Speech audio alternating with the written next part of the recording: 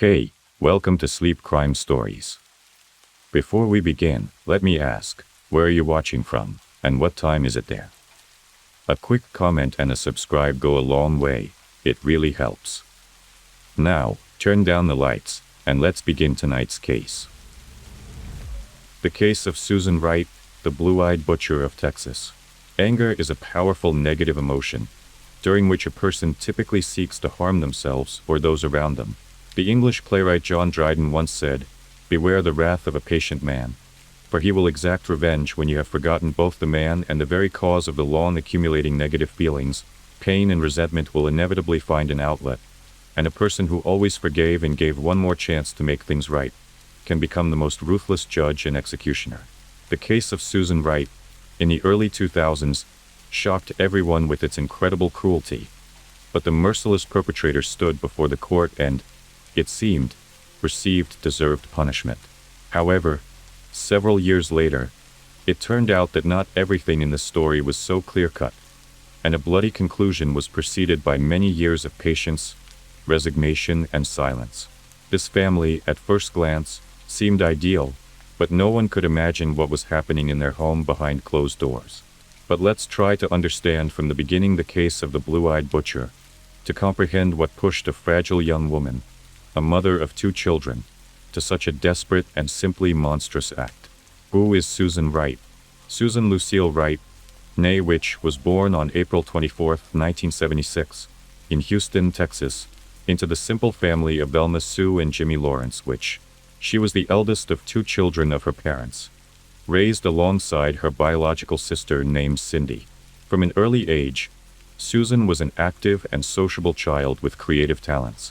During her school years, she was seriously involved in dancing and aspired to become a choreographer in the future. The girl had a bright, attractive appearance and a slender figure, always having numerous admirers, and she herself loved being the center of attention. After graduating from high school, despite her efforts, which couldn't get into college. However, she didn't lose heart, deciding to take a short break and save money for her education. For several months, she worked as a dancer at one of the popular nightclubs in the city. There, the young blonde performed topless, gaining some notoriety, which she was certainly not proud of. She decided to quit this job and never return to it, using her savings to pay for evening courses at a nursing school. Susan always aimed for independence, so alongside her studies, she took a job as a waitress in a restaurant to support herself. Soon, she realized that medicine was not her true calling, and she struggled financially to pay for her education. Therefore, the young blonde abandoned her courses, focusing on her work instead. The romance with Jeffrey Wright in the summer of 1997, 21-year-old Susan met her future husband, Jeffrey Andrew Wright. Their first encounter was at the Galveston restaurant where she worked as a waitress, and he stopped by for a meal. He was instantly captivated by the beauty and radiant smile of the blue-eyed blonde, leaving generous tips and becoming a regular customer from then on. Jeffrey took a while to ask her out, but eventually mustered the courage to get her phone number. Susan later recalled that the man began calling her daily, sometimes several times a day, arranging romantic dates and small surprises, like sending flowers with touching notes to her work, and in the evenings, he would meet her and walk her home. The man was 8 years her senior, but this minor age difference didn't particularly bother them. He was attentive, very sweet and caring, quickly winning over Susan. However, it soon emerged that Jeffrey had some issues with alcohol and the use of controlled substances. He claimed to have left drugs in the past and promised to give up alcohol completely. The naive young woman believed him. She was truly in love, for the first time, and felt they could overcome any challenges together.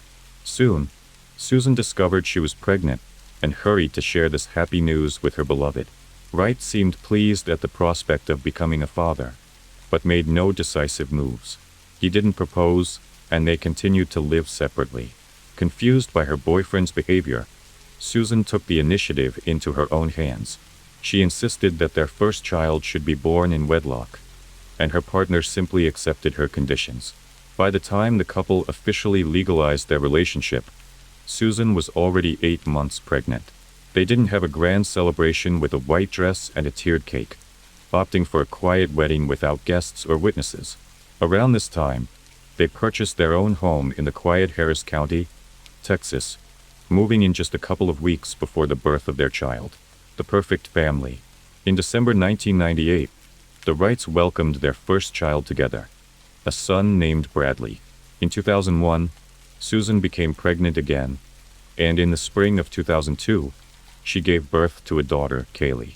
The couple also got a small dog named Buck, had their own comfortable family car, and seemingly lived a life that resembled the embodiment of the American dream.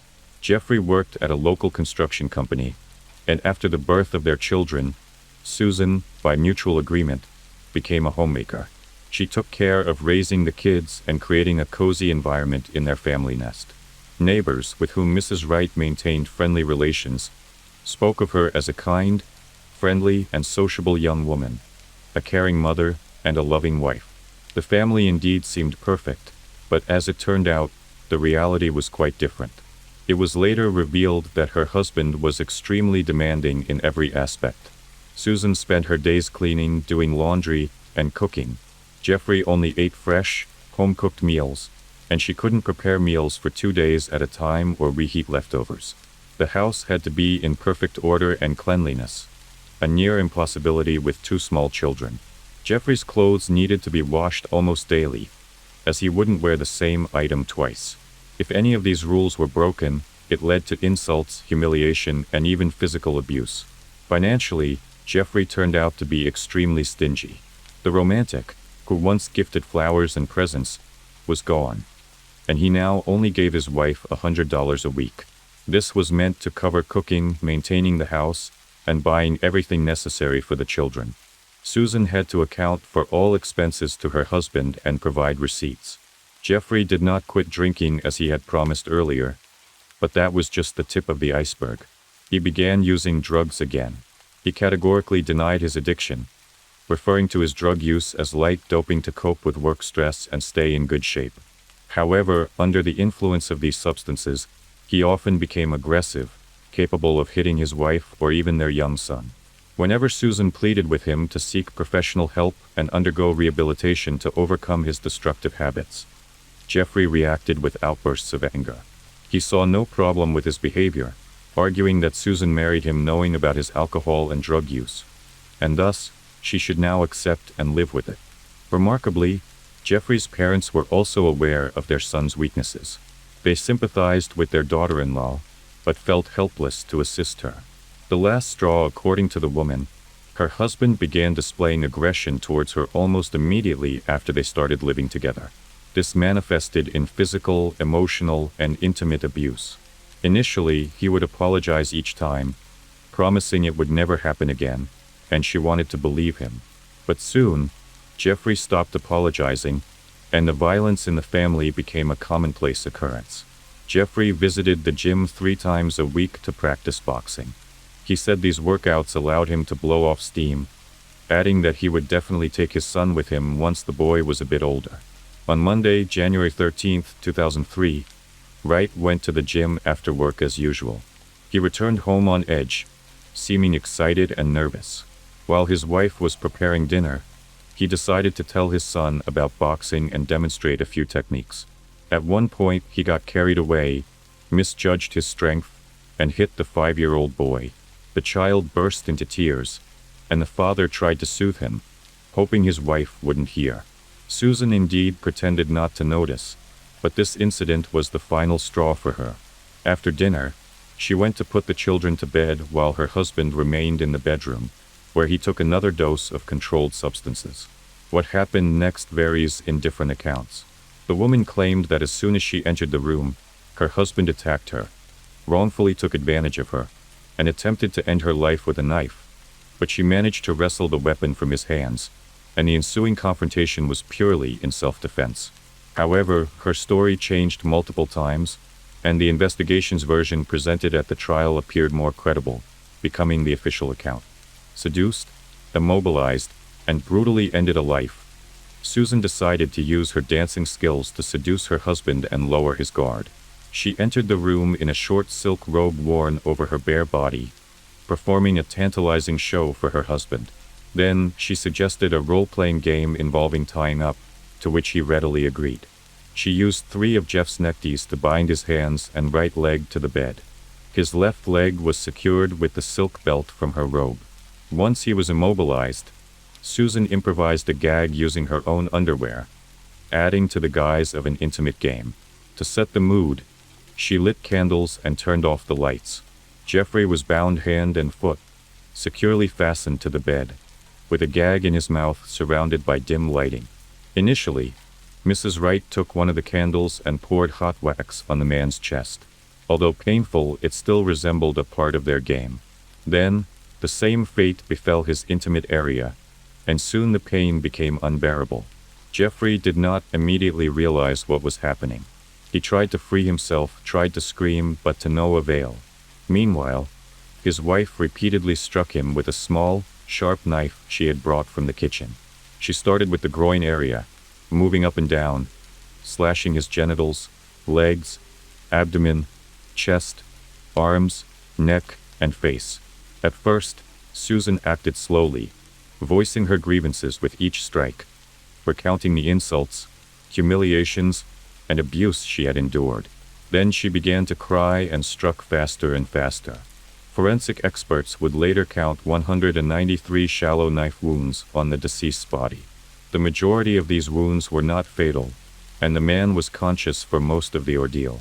Her actions indicated she was in a state of despair and intense emotional turmoil, with her lawyers insisting on a state of effect.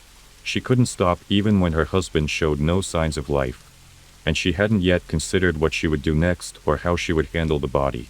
Shallow grave in the backyard for the next several hours. The woman simply sat on the floor next to the bed where her husband's body lay. She then looked around and realized the bedroom was covered in blood, and she needed to act before dawn. Susan cautiously peered out the window, ensuring no neighbors had their lights on, and that it was quiet and deserted outside. Her gaze fell upon a shallow pit that Jeffrey had dug over the weekend to install a fountain in the backyard. A plan formed instantly. This pit was to become the grave for her despised spouse. To move the body from the bedroom to the yard, Susan used a common garden wheelbarrow. This aspect raised many questions for the investigators, as a petite, slender woman managed to single-handedly load and transport a man much taller and twice her weight out of the house. There were suspicions of an accomplice, but these speculations were never confirmed. This seemingly fantastic strength, appearing out of nowhere, gave the defense another argument to insist on a state of effect. Under the cover of night, the woman moved her husband's body into the pit and buried it, though lightly covered would be more accurate. She then showered, removed the blood-stained curtains and bed linen, placing them in several trash bags and dispersed them in different bins. The bloodied mattress was simply flipped over to the other side, as she didn't know what else to do with it.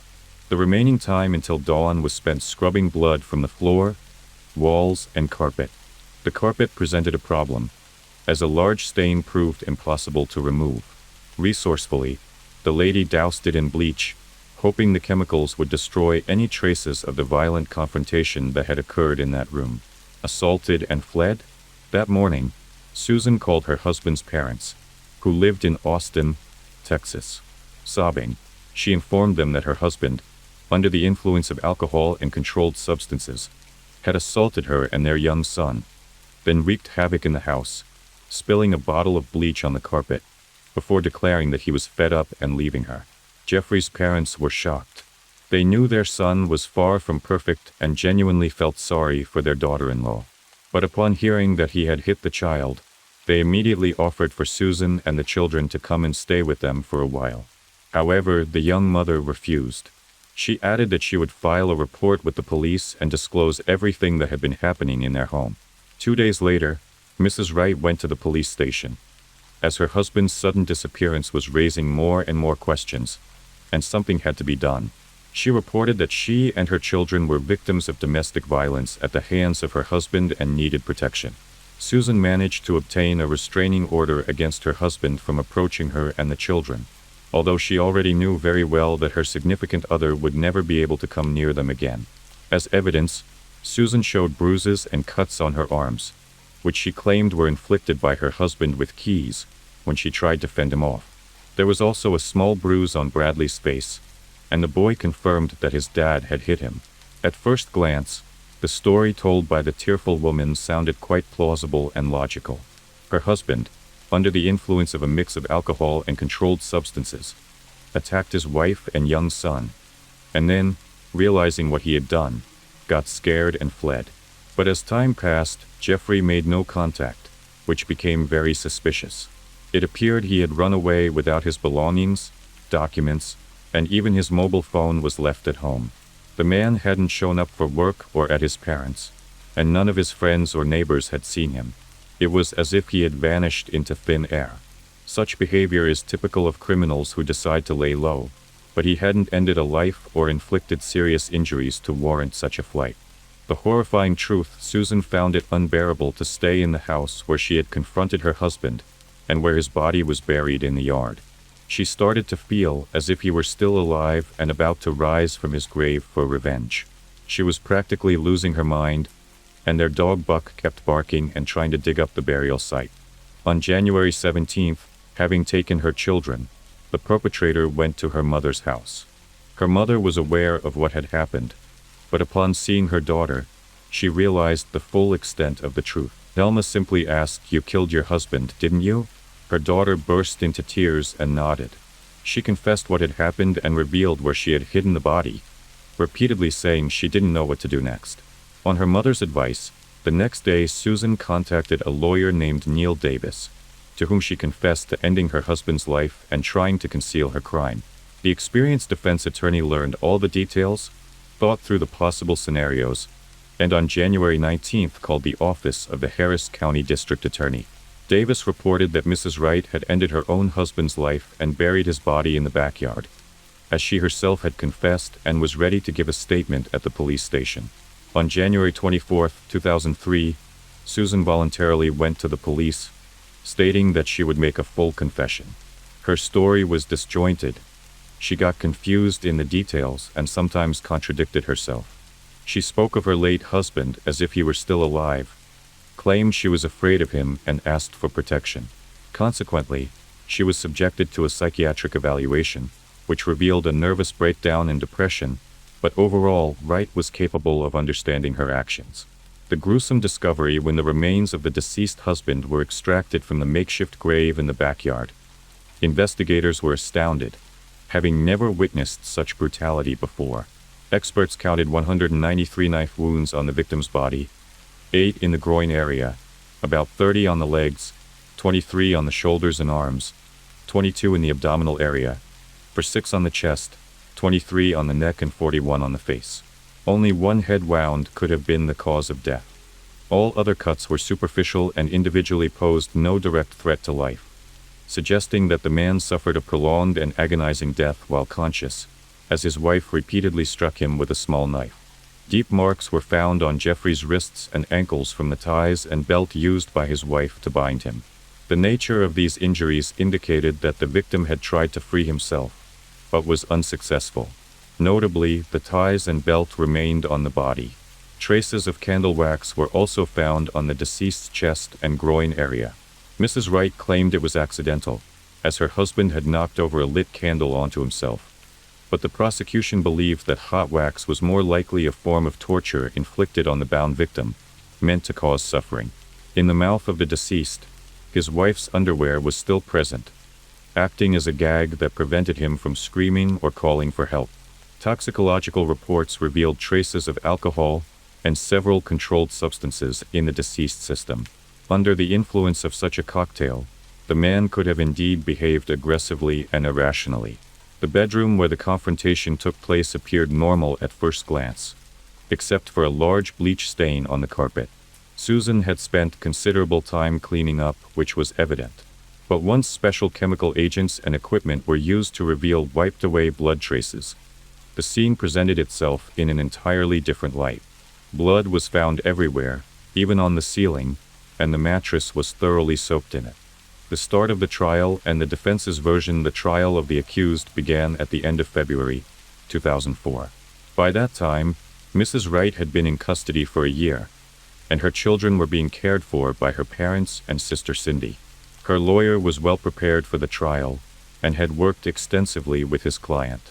Susan was almost continuously in tears as she recounted that horrific night and the events leading up to it. According to the woman, she had suffered years of abuse and cruel treatment from her husband, but when he started raising his hand to the children, she couldn't bear it. The defendant claimed that on that fateful evening, her husband returned from his training in an agitated state, began demonstrating boxing techniques to their 5-year-old son, and said that the boy would also take up boxing. When a frightened Bradley refused, his father hit him in the face. Susan then put the children to bed and decided to have a serious talk with her husband, urging him to seek help at a clinic. However, he became angry, grabbed his keys, and was about to leave. She tried to stop him, which led to a struggle during which she sustained injuries to her palms and wrists. Then, as the defendant claimed, her husband struck her, causing her to fall and momentarily lose her bearings. When she came to, she saw Jeffrey holding a knife. The woman's testimony became highly inconsistent thereafter, and she couldn't explain how the weapon ended up in her hands. Her lawyer attributed this to a state of affect, arguing that it was why his client, having seized the knife, began to strike and didn't stop until she had inflicted multiple wounds all over her husband's body. Regarding the ties and belt, Susan claimed she attached them to the victim's limbs after the confrontation to secure him to the cart and transport him to the yard. The wax, as previously mentioned, supposedly landed on his body accidentally from a candle on her bedside table that she lit in the evenings instead of a nightlight. However, she couldn't explain at all why her underwear was found in the deceased's mouth. The prosecution's version and verdict, the prosecution's version and arguments were far more convincing and logical. Experts proved that the deep wounds and abrasions on the wrists and ankles were inflicted while the man was still alive, suggesting that the binding was part of an intimate game used by the defendant to lure the victim into a trap. Consequently, the presence of a gag in the man's mouth was also reasonably explained. Furthermore, all injuries were inflicted at a certain angle, as if the perpetrator was above Jeffrey's body or sitting astride him, not in the midst of a struggle, which would have resulted in a different pattern of injuries. All the cuts were made from the front, as the victim was lying on his back and securely fixed. Whether Susan had premeditated her husband's demise and planned to use the pit he dug for the fountain as a grave was not definitively established. However, the prosecution leaned towards the theory that she had carefully planned everything, hoping to receive a substantial sum from insurance. The case received widespread publicity, with Susan being dubbed in the press as the blue-eyed butcher or blonde meat grinder. Jeffrey's relatives demanded the harshest punishment for her, while most neighbors pitied the woman, recalling occasional bruises on her body that resembled marks of physical abuse, which she attributed to her clumsiness. Initially, the prosecutors sought life imprisonment for Mrs. Wright, but later softened their demands to 45 years of incarceration. In March 2004, the defendant was found guilty and sentenced to 25 years in prison. She showed no reaction to the judge's words and appeared completely detached. A year later, Susan's lawyers attempted to file an appeal, but it was rejected. New developments and reduced sentence in 2008, Wright and her defense team filed another appeal. This time, a new witness's testimony significantly influenced the course of the case. The witness was a woman named Misty McMichael, the wife of former NFL champion Steve McMichael. In the mid-1990s, she had a prolonged relationship with Jeffrey Wright, even being engaged to him for about a year. She shared her experiences of enduring physical abuse, humiliations, and cruel treatment from Wright, which led her to break off the engagement and permanently sever ties with him. Considering these new circumstances and the witness's testimony, Susan's prison sentence was reduced to 20 years. In 2014, at the age of 38, she became eligible for parole for the first time, but was ultimately denied. She received a second denial in July 2017. Finally, in the winter of 2020, after spending 16 years in prison, the blonde meat grinder was released. She was 44 years old at the time of her release. Waiting for her outside the prison walls were reporters and photographers, at the sight of whom she burst into tears and pleaded to be left alone. It's worth noting that Mrs. Wright's trial received extensive media coverage and was even broadcast on the national American television network Court TV. This story later became the basis for an episode of the popular documentary TV show 48 Hours Mystery, as well as an episode of The Secret Lives of Stepford Wives, titled Deadly Love, which aired in 2014. In 2012, the feature film Blue-Eyed Butcher was released, starring actress Sarah Paxton as Susan Wright. Additionally, in 2014, Canadian documentary filmmaker Chloe Ball released a 17-minute short film titled The Wheel of Fortune, inspired by the trial of the Jeffrey Wright case. Thanks for watching, guys. Subscribe to the channel and also don't forget to click the bell. There are many shocking stories ahead. Still with me? Good, that means you're ready for the rest. Don't forget to hit subscribe if you want more cases just like this one. Story 6. The Amato family case, when obsession turns a quiet individual into a monster. Like many serious addictions, which can be likened to severe illnesses with psychological, biological, or social underpinnings, this case involves a destructive habit, whether it's an urge for alcohol, prohibited substances, or gambling, or an obsessive need for a particular activity or interaction with a certain person or group. It's tragic when addiction affects not just the individual, but also their loved ones who strive earnestly to help. The once prosperous and happy Amato family faced such a dilemma head-on. As all family members were healthcare professionals, they believed they could handle the situation without external help. By the time they realized the severity of the situation, it was regrettably too late. This isn't a story of mere addiction, but of a young man's extreme obsession with a woman he had never personally met. Compounded by his addiction to forbidden substances and a pathological inclination towards theft, the situation spiraled into a horrifying outcome. Let's delve into this case to understand if there was a chance to alter the course of events and prevent the tragedy. The family home bloodshed on January 25, 2019. A concerned man contacted the Seminole County Police in Florida. He reported that his close friend and colleague, Cody Amato, a nurse, unexpectedly didn't show up for his shift at the hospital, which was highly unusual for him. The day before, Cody had left work about 15 minutes early due to some urgent family issues at home. Departing so hastily, he even forgot to collect his pay for the day. Attempts to reach the 31-year-old Cody by phone were unsuccessful. He simply wasn't answering. His girlfriend, with whom he had been living recently, stated that Cody went to his parents' house the previous day at his father's request but never returned to her place, and she too couldn't reach him. All these signs triggered alarming thoughts, prompting the dispatch of police officers to the provided address. The Amato family home, located in a suburb of Orlando, boasted a large adjoining area, with a stable and a horse-walking area. Cody's car was parked in the driveway, and lights were on in several rooms of the house. At first glance, everything seemed normal, no signs of forced entry or struggle, with the doors and windows intact. When the sheriff's deputy knocked, there was no response, and calls to the landline also went unanswered. The police then sought permission to enter, and upon approval, cautiously unlocked the back door using a knife to slide the bolt. Inside, an eerie silence pervaded, though the lit room suggested someone must be present. Indeed, the homeowners were there.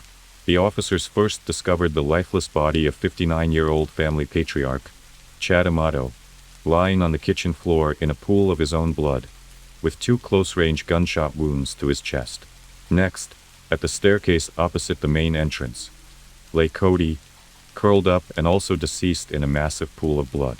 Lastly, they found 61-year-old Margaret Amato sitting at her computer in the home office.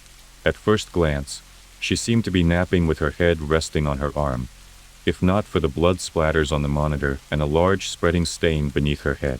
The murder weapon, an IWI Jericho 941 pistol found next to Cody's body, was later determined by forensic experts to have his fingerprints. With no signs of break-in or external presence and nothing missing from the house, it initially appeared that Cody, possibly after a family dispute, had ended their lives and then shot himself in the chest. However, smeared blood on the front door indicated it was locked by someone leaving the incident, suggesting the perpetrator wasn't among the deceased family members. Regarding the likely suspect, there were little doubts. Those familiar or connected with the Amato family pointed to their youngest son, 30-year-old Grant, who had been missing since that evening. His car, a white Honda, along with some personal items, including a laptop from Grant's room, were gone, implying that the owner had taken them. Grant was declared a person of interest and a search was initiated for his whereabouts. What's known about the Amato family? Margaret and Amato, née Wade, and Chad Robert Amato tied the knot in the mid-1980s.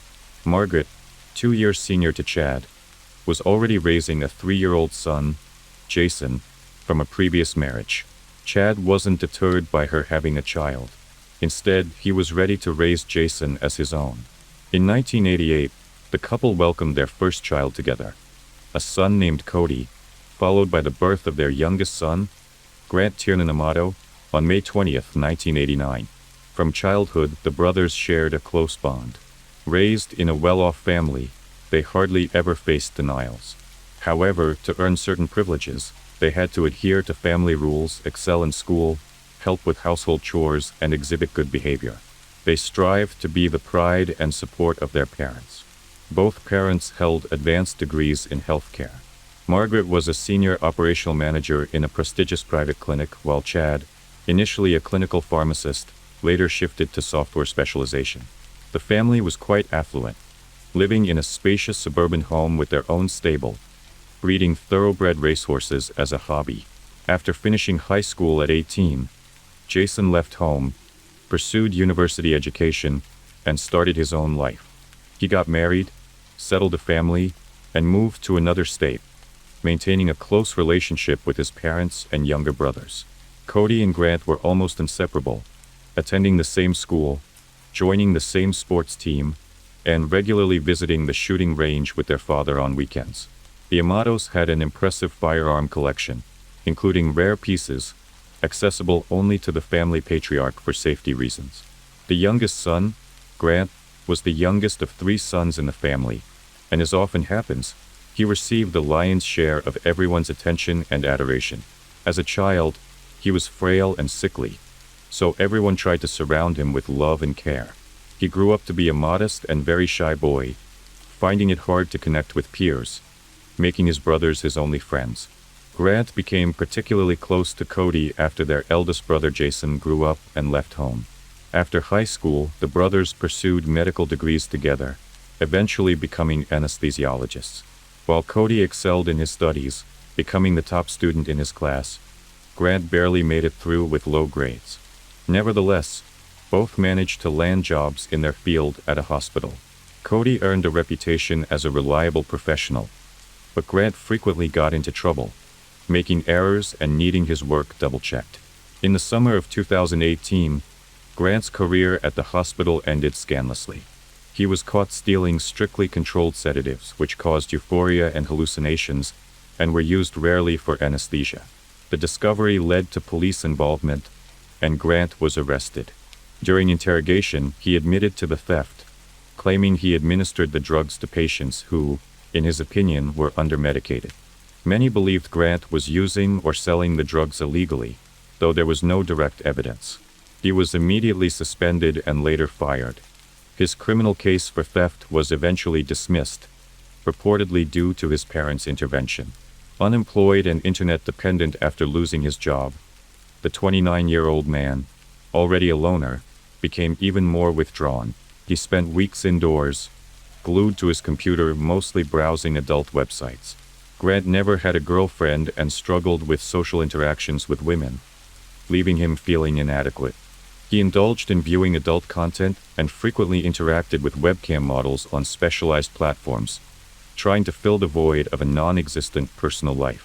This private interaction, of course, came at a cost. Grant easily accessed funds from his parents' and older brother's accounts for these activities. This obsession quickly spiraled into an addiction, compounded by regular alcohol consumption. But Grant seemed content with this lifestyle, living off his family, spending their money without contributing anything in return. Eventually, his father issued an ultimatum: find a job soon, or he'd have to leave home and lose any financial support from the family. Grant promised his father to resolve the issue, but had no real intention of seeking employment. He claimed he would become a streamer, earning by broadcasting video games. His parents, seeing this as better than nothing, agreed to set up a streaming station for him. Once everything was in place, Grant pretended to be streaming, asking for privacy. But in reality, he was locked in his room, indulging in his favorite pastime, visiting adult-only websites. Trip to Japan in August 2018.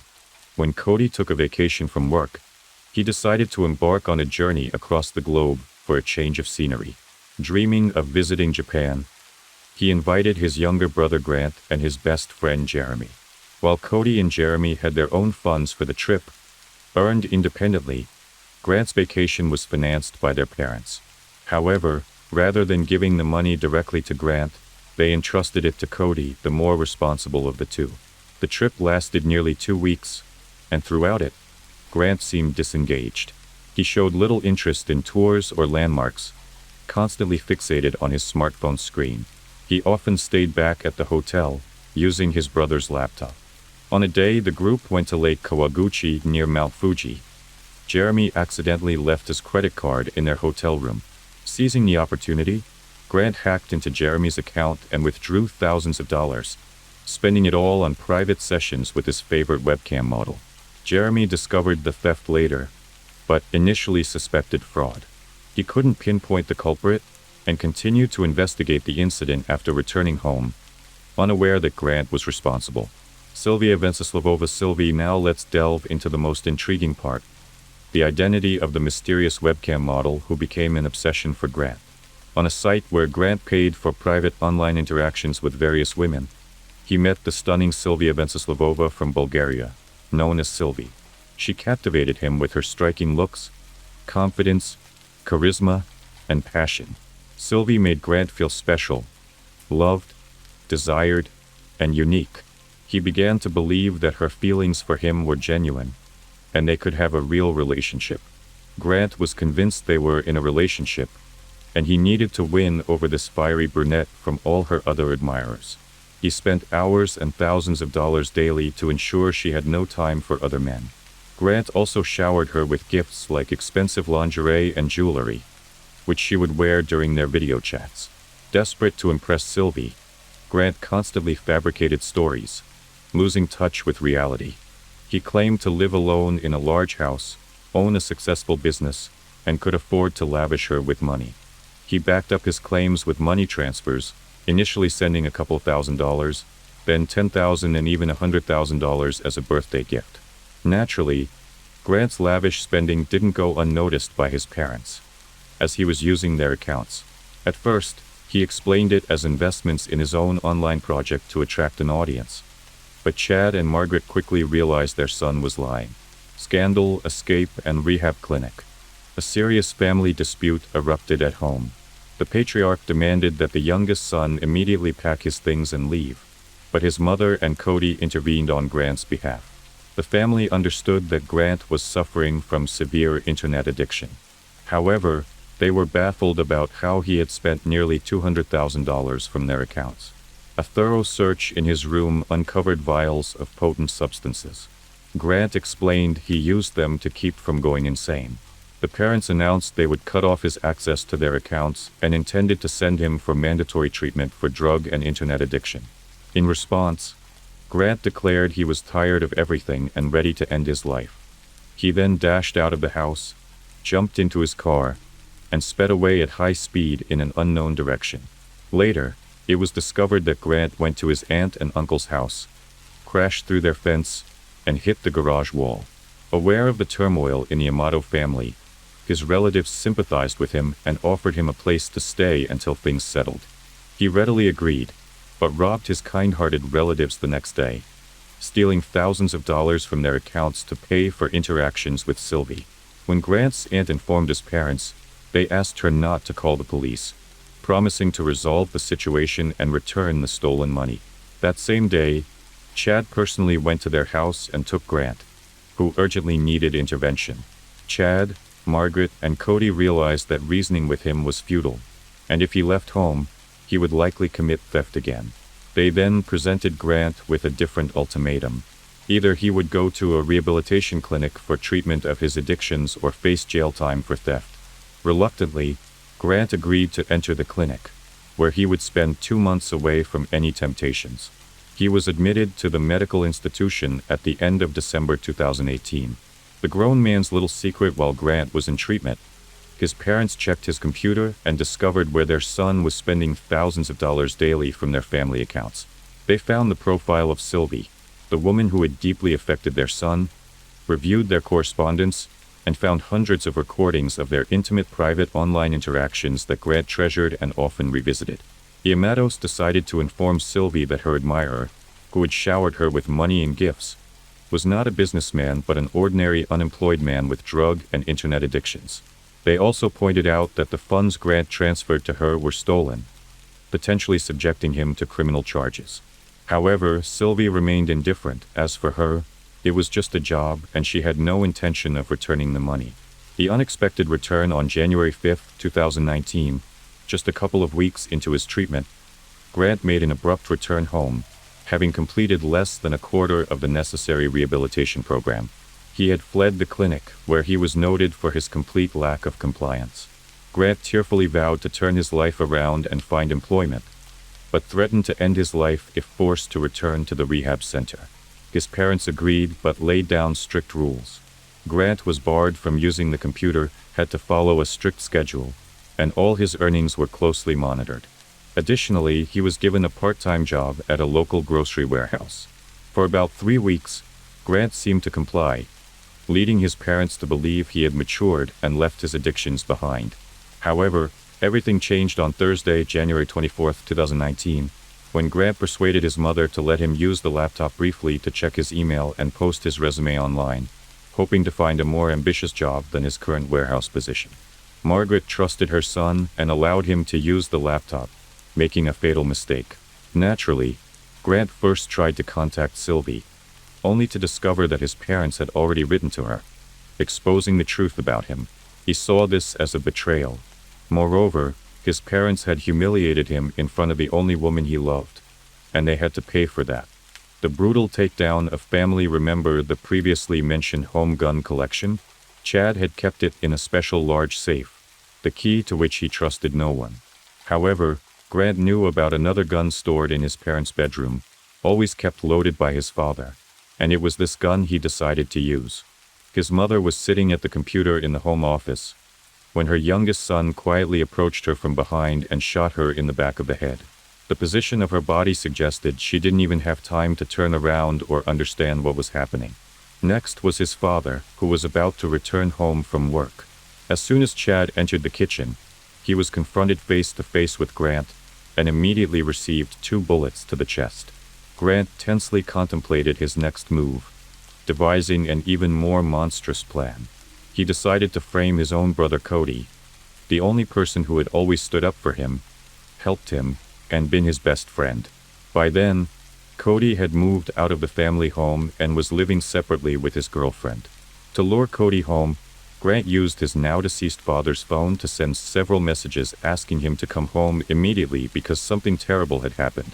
He didn't elaborate, confident that this information would be enough to make his brother rush home from work. Grant's calculation was correct, and Cody indeed arrived, even leaving work early. Entering the house, he only made it to the bottom of the staircase leading to the second floor before being shot and collapsing. Cody didn't die instantly. He had time to realize the horror of the situation but was powerless to change it. After eliminating his family, Grant coldly wiped his fingerprints off the pistol, placed the weapon in his brother's hand to leave his prints, and then left it next to the body, making it look as if Cody had shot their parents and then himself.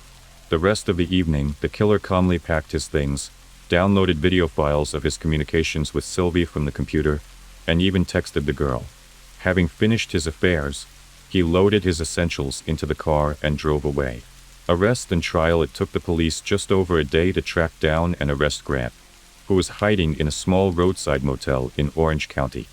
He wasn't surprised, more disappointed that he was found so quickly, but he vehemently denied any guilt. During his interrogation at the station, he spun unbelievable tales about his father's incredible cruelty, alleging mistreatment towards him, his mother, and brother. Grant also spoke of his father's attempts to separate him from his beloved girlfriend Sylvie, whom he claimed to share true and pure love with. Regarding the events at their family home on the evening of January 24, 2019, his account was confusing and inconsistent. He suggested that his father and brother had a fight, Cody grabbed a gun, and ended Chad's life, with Margaret being an accidental victim.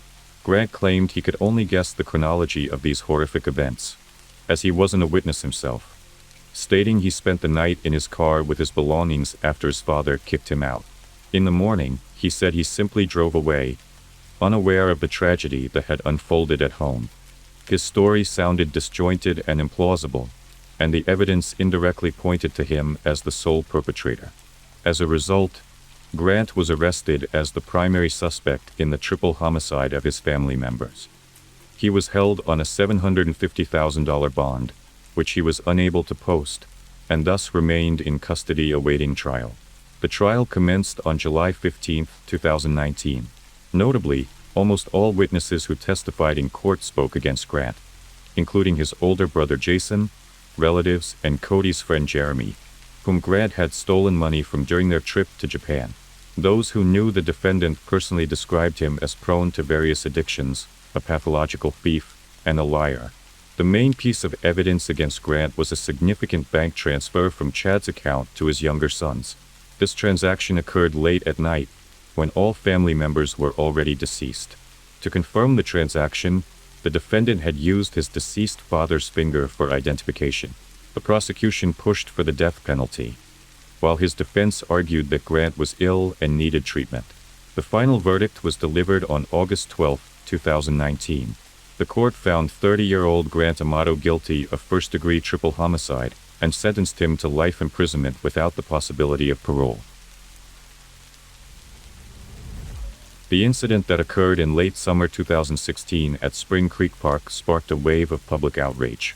How many similar tragedies must happen before New York City authorities listened to the citizens' pleas? Local residents had repeatedly alerted authorities about the presence of unsettling individuals in the park.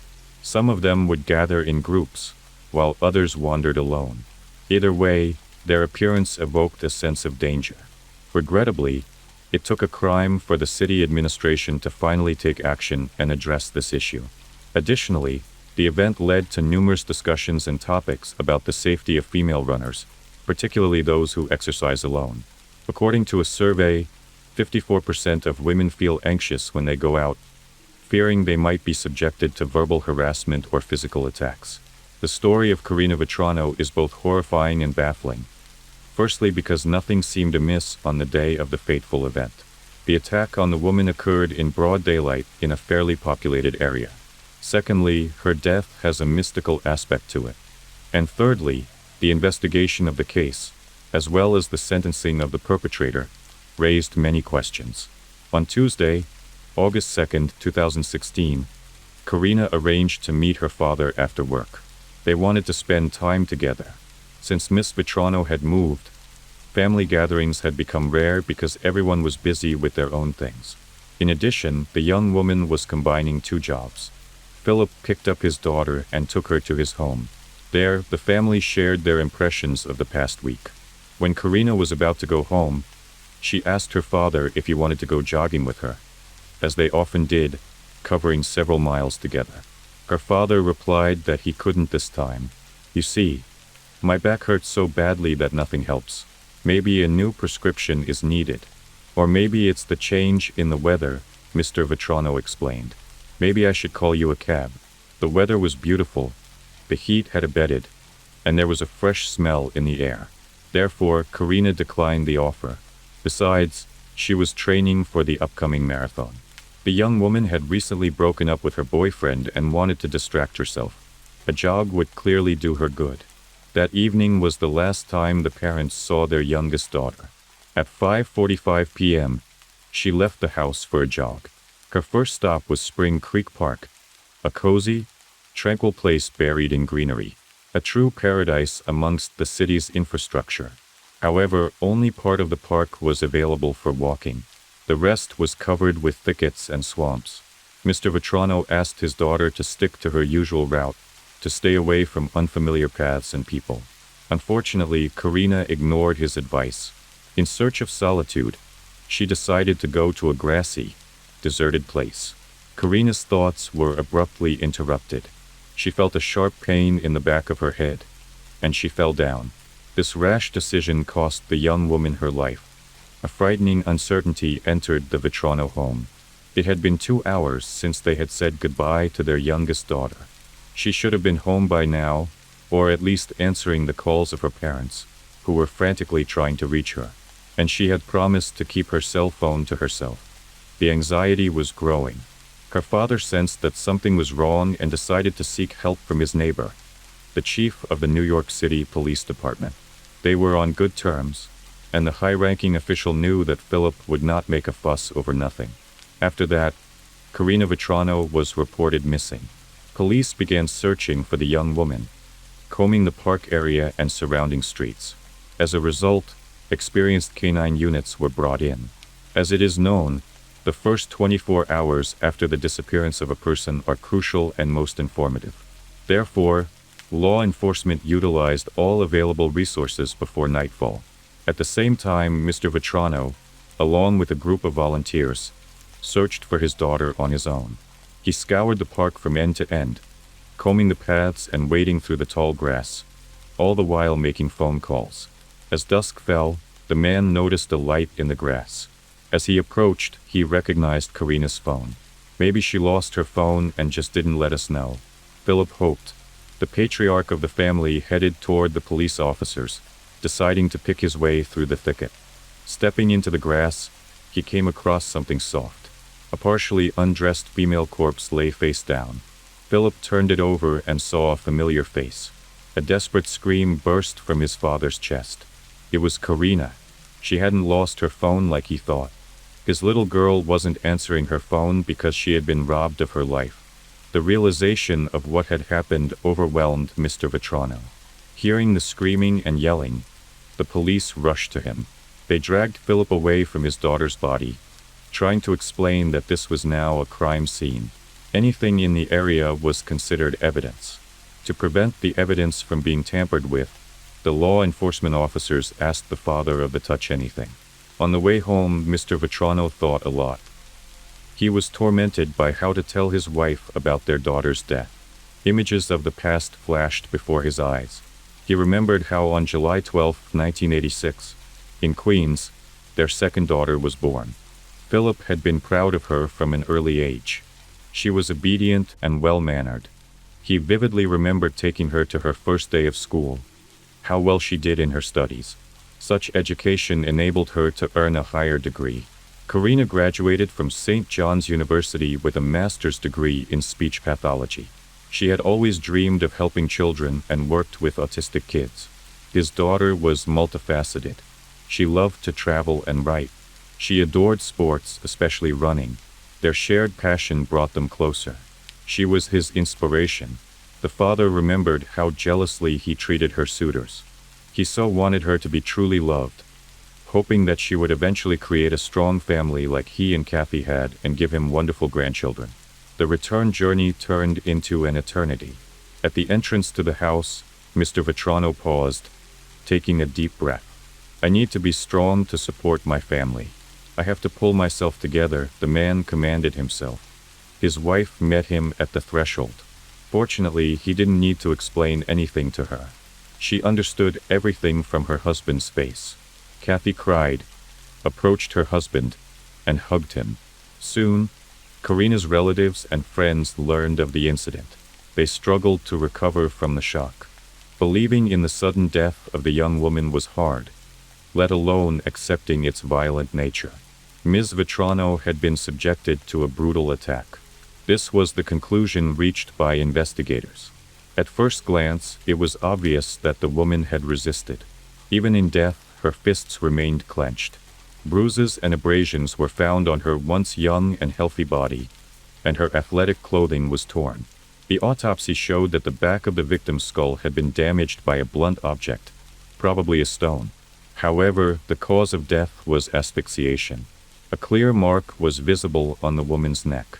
The forensic examination also revealed the intimate nature of the crime, violence. The experts' findings confirmed the police's initial suspicions. Earth and grass were found under the victim's fingernails, probably in an attempt to free herself from her attacker's grip and escape. Specialists examined her mouth and found her teeth knocked out and cracked in places. She had clearly bitten to defend herself. Even the woman's neck was covered with numerous scratches. She was grabbing with her hands, trying to force her attacker to let go of her. Karina did not want to die and fought hard for her life. Karina Vetrano's youngest daughter, Karina, had a variety of interests, but she especially loved writing. In 2013, she starred in a short movie by her friend and screenwriter Petros Georgiadis, which was based on a poem she had written, Paradox. In her blogs, the girl often addressed complex issues, often touching on the topics of love and the end of life. Shortly after this tragedy, new information was leaked to in Princeton, Massachusetts. The body of another jogger was found among the tall grass. The woman, apparently also out for a walk in a secluded place, suffered a similar fate. At first glance, the cases were identical. Could there be another serial offender in America? The case was taken up by geneticists, who were tasked with comparing DNA samples collected from the crime scenes. As luck would have it, unidentified samples were found on both victims. Contrary to police expectations, the analysis revealed no connection between the crimes. It turned out that the DNA samples belonged to different people. Particularly intriguing is the story surrounding the DNA material taken from under her fingernails, on her back, and from Karina Vetrano's phone. The DNA was found in small quantities, but was deemed sufficient for analysis by experts. For a long time, this DNA remained the only lead in the investigation, giving a chance to identify the perpetrator. It is known that most life-ending crimes are committed by someone close to the victim, so the police could not dismiss any possibility. For this purpose, the victim's father provided his DNA as he was the one who first discovered his daughter's body. However, the timing for this procedure was poorly chosen. It took place on the day of Karina's funeral. Later, all of the woman's relatives also underwent a DNA test, which did not give any matches. Detectives decided to interview Karina's relatives and friends, finding out if Mrs. Vetrano had any enemies or ill-wishers. Turned out that there were none. Everyone respected and loved her. Then the investigators developed a new version. The deed was committed from base motives. Someone met the beautiful Karina in a secluded place and attacked her, giving in to base motives. At a loss, the investigation sought the public's help by offering a $10,000 reward for information that could lead to the perpetrator. The initiative received a widespread response. Detectives explored some 250 leads, conducted 600 genetic tests, and compiled more than 1,700 reports, all to no avail. It seemed that the perpetrator had not committed crimes before, at least not been caught for them, which further complicated the investigation. On August 31, 2016, a utility worker approached the police station with some information. At the time of Mrs. Vetrano's death, he was in a restricted area of the park and saw a man emerge from the bushes, who then ran in a northerly direction. Based on his testimony, the New York Police Department developed and distributed a sketch of the suspect in December 2016. However, it took into account that the person depicted in the sketch could have been a passerby who was in the wrong place at the wrong time. Unfortunately, the release of the sketch of suspected perpetrator provided no new information, and the investigation reached another long stalemate. On December 4, 2016, the Federal Bureau of Investigation joined the investigation into the death of Karina Vetrano. Initially, they developed a psychological profile of the perpetrator. According to FBI experts, the individual was very familiar with the area, especially the park where the incident occurred, suggesting the possibility that the assailant lived or continues to live nearby. However, fearing capture, he now avoids the area. It was clear he understood that the quiet, partially overgrown territory was ideal for concealing his act. Based on this theory, the police conducted screenings among local African American men, but this did not yield the desired result. Chanel Lewis' life didn't particularly stand out from other young African American individuals. He lived in one of Brooklyn's low-income housing complexes, about 4 to 5 miles from Spring Creek Park. Unemployed, Chanel lived with his mother, 3 sisters, and their children. Perhaps the only detail that set him apart was his diagnosis of paranoid schizophrenia. Nonetheless, this didn't prevent him from graduating from a private school for students with emotional and behavioral issues.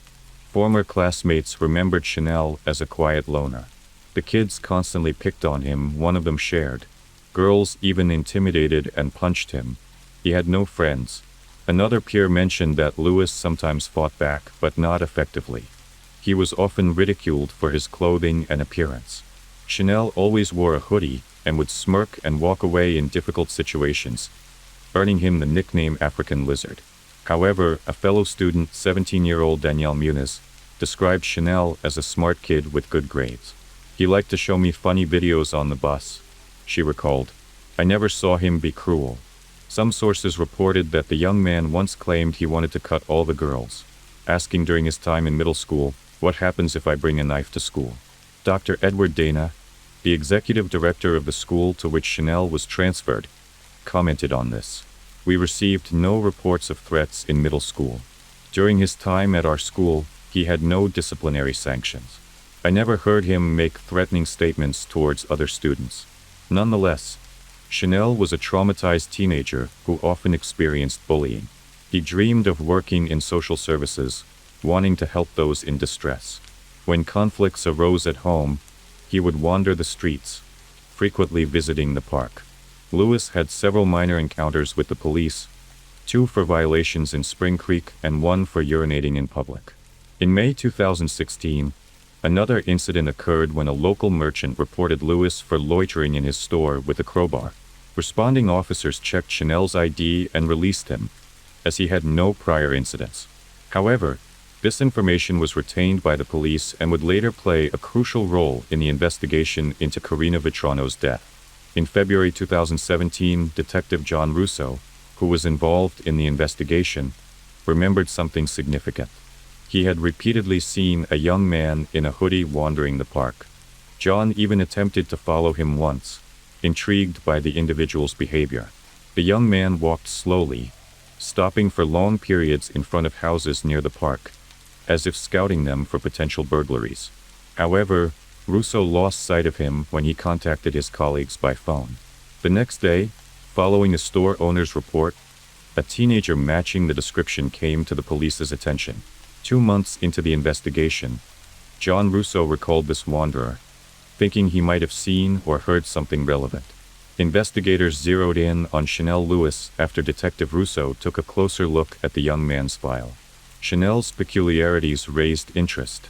The police began to inquire about him among acquaintances and teachers, and information surfaced that he had allegedly expressed a desire to harm girls. This news stirred concern and suspicion. With no other leads, officers decided to focus on Lewis. It was later discovered that during the time of Karina's death, Chanel was not at home. After an argument with his family, he had gone to the park. Upon his return, his appearance was disheveled, with torn clothing and visible bruises and abrasions. His mother inquired about what had happened, and Lewis claimed he had been attacked. His account matched the timeline with a witness's description of a man fleeing the park. Additionally, on August 3, 2016, Lewis's father, a former school principal, took him to the hospital for treatment of severe wounds, most of which were cuts, and he also had an injured hand. The investigators reviewed the medical records from that day and found the story plausible. However, they saw it differently, noting similarities between the events involving Chanel Lewis and Karina Vitrano. On February 4, 2017, Chanel was brought to the police station and voluntarily provided his DNA for analysis. Would a perpetrator willingly do this? Detectives wondered. The interrogation began on the morning of February 5th. Lewis admitted that he was indeed in the park around 5 p.m. on August 2, 2016, but clarified he was walking on dirt paths, not through the thickets, and listening to music. He confessed to encountering a young woman jogging with her phone in her hand.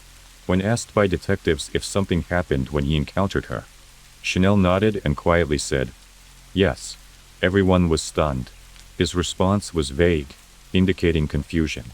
"I was angry. One thing led to another. What happened, he finally stated clearly. Investigators were skeptical of this semi-admission, fearing it might provoke doubt among jurors during a trial. They waited for Chanel to elaborate. I was walking in the park, trying to distract myself from a family argument. Then I met a woman. She was alone. I decided to follow her. When she passed by me, I grabbed her shoulders, threw her to the ground, and hit her face about 5 times so she couldn't scream. My punches knocked out several of her teeth, injuring my hand, Chanel recalled. He also added that the struggle lasted about 5 minutes. Ms. Vetrano fiercely resisted, scratching and biting. To avoid attracting attention, Lewis dragged her from the path into tall grass, where he attempted to undress and assault her. She was shocked, but continued to resist. Chanel then forcefully strangled her until he realized she was no longer alive. When asked if he knew the victim beforehand, he replied, "I did not know her before this. It all happened by chance." The motive for the act became even more unexpected and bizarre. It turns out loud music played by a neighborhood gang member for hours on end triggered Chanel's hatred and uncontrollable aggression. These negative emotions were unleashed on the unfortunate woman. A strange reason for an act indeed. Investigators' confusion was dispelled when DNA comparison results matched perfectly. Microscopic traces found on the victim's body and phone belonged to Chanel. Consequently, the police and the prosecutor concluded the case was solved and ready for court. However, the motive still seemed implausible. It's possible Chanel had noticed Karina before, as he often frequented the park and might have seen her with her father. He liked her and decided to approach her, but after being rejected, he became angry and struck her, and the situation spiraled out of control. This scenario would have been more understandable. On November 5, 2018, the trial against Chanel Lewis began. Despite his earlier statements to the authorities, Lewis pleaded not guilty, a stance echoed by his family, denying his involvement in the crime. The prosecution charged Lewis with ending a life and sexual assault, facing him with a sentence ranging from 25 years to life imprisonment. The debate over Lewis' guilt not only unfolded in the courtroom, but also spilled over into the media.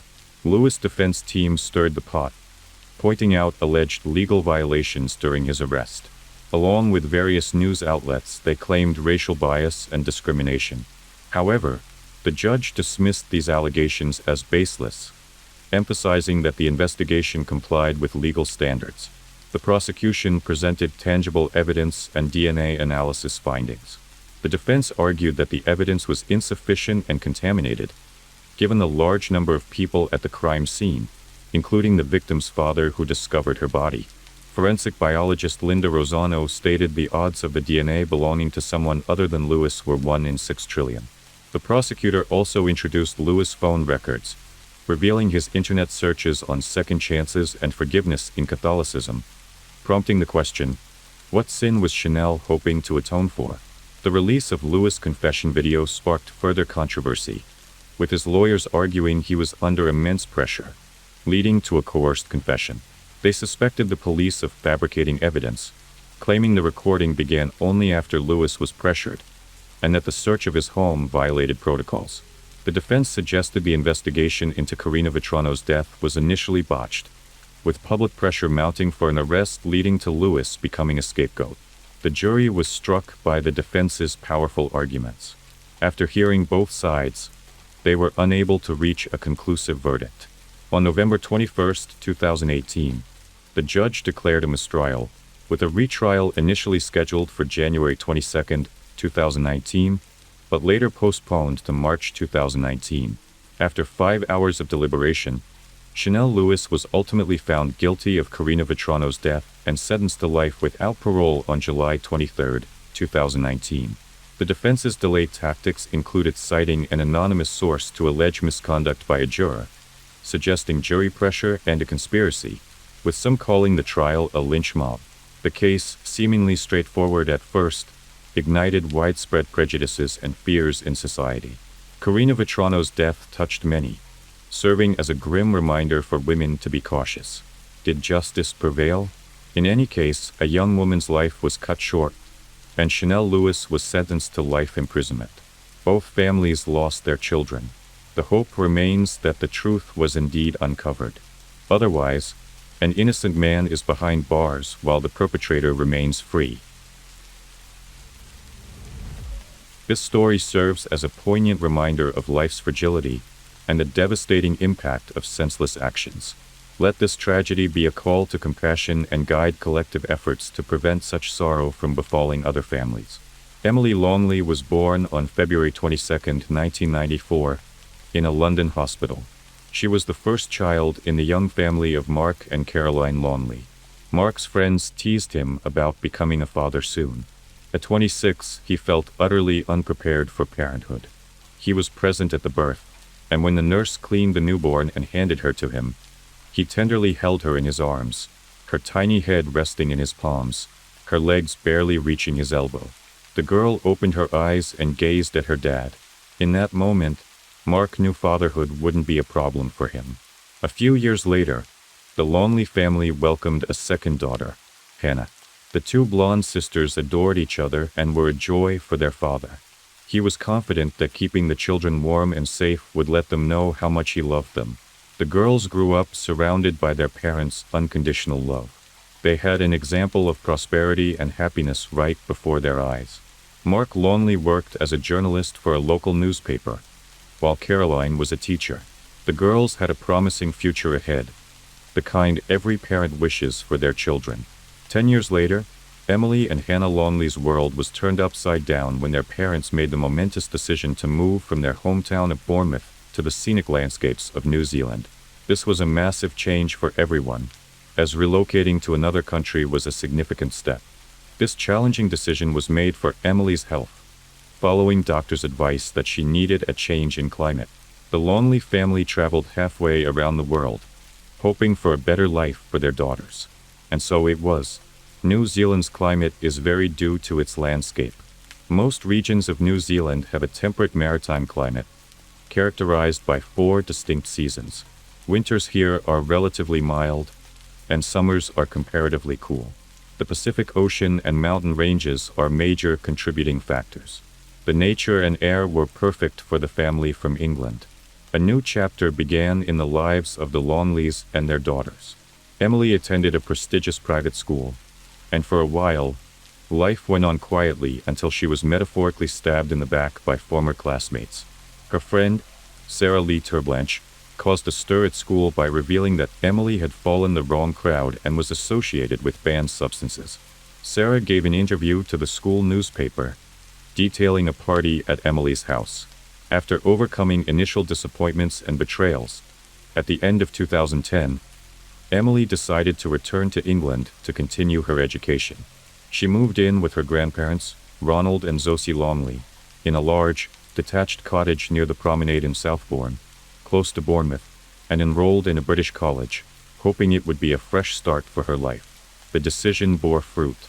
Emily, who had struggled in school, transitioned to a commerce student life and thrived.